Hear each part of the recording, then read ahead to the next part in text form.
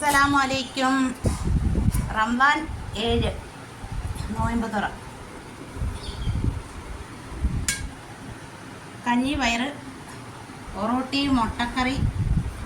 അപ്പോൾ ഇങ്ങനെയൊക്കെ ആയിരുന്നു ഇന്ന് 7-ൻ്റെ നോയമ്പ് തുറ.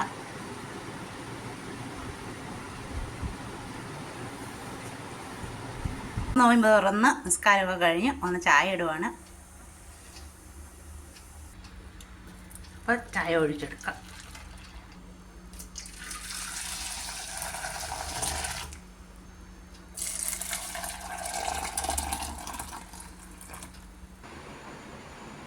ചായ ഒഴിക്കാം.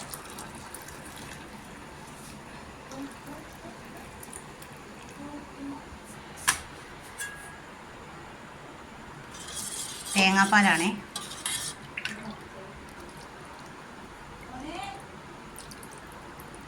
പിന്നെ നമ്മുടെ മുട്ടക്കറിയും എടുത്ത് ഇനി നമുക്ക് ചായ ഇതും കൂടെ കഴിക്കുകയും കൂടെ ചെയ്യും.